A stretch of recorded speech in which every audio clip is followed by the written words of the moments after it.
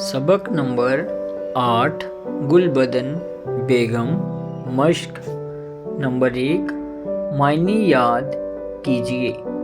گرویدہ چاہنے والا عاشق، قلمی نسخہ ہاتھ کی لکھی ہوئی کتاب، مورخ تاریخ داں تاریخ لکھنے والا، بندوبست انتظام، تربیت دینا سکھانا، طویل لمبی، صداقت سچائی۔ نمبر 2 سوچئے اور بتائیے۔ سوال نمبر 1 گلبدن بیگم کس کی بیٹی تھی؟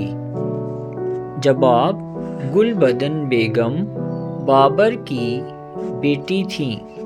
سوال نمبر 2 گلبدن بیگم کس کی بیوی تھیں؟ جواب: گلبدن بیگم خواجہ خضر کی بیوی تھیں۔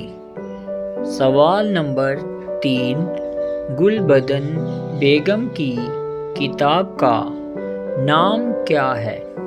جواب: گلبدن بیگم کی کتاب کا نام ہمایوں نامہ ہے۔ سوال نمبر 4 گلبدن بیگم نے کن کن بادشاہوں کا زمانہ دیکھا تھا؟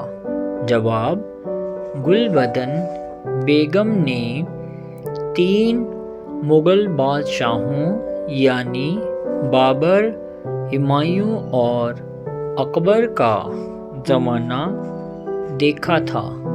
سوال نمبر 5 ہمایوں نامہ میں کس زمانے کا ذکر کیا گیا ہے؟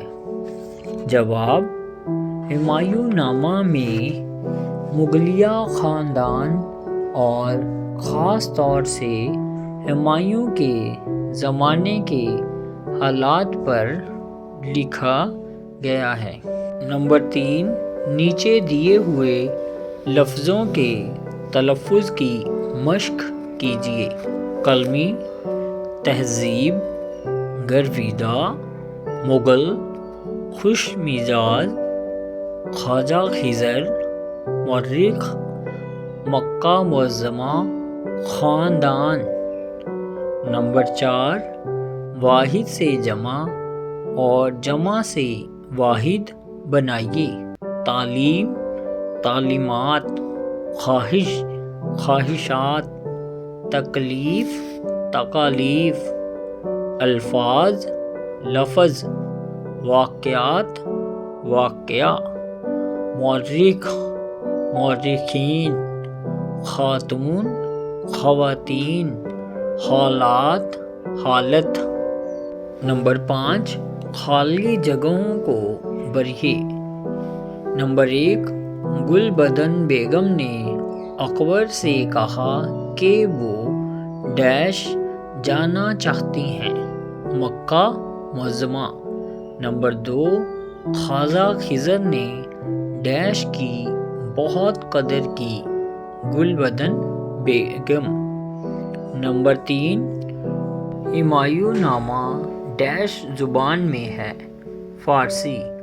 نمبر 4 گلبدن بیگم نے بابر کی ڈیش سے بھی مدد لی ہے، تذکرہ بابری۔ نمبر 5 این ایس بیروز نے ڈیش کا ترجمہ انگریزی زبان میں کیا ہے، ہمایوں نامہ۔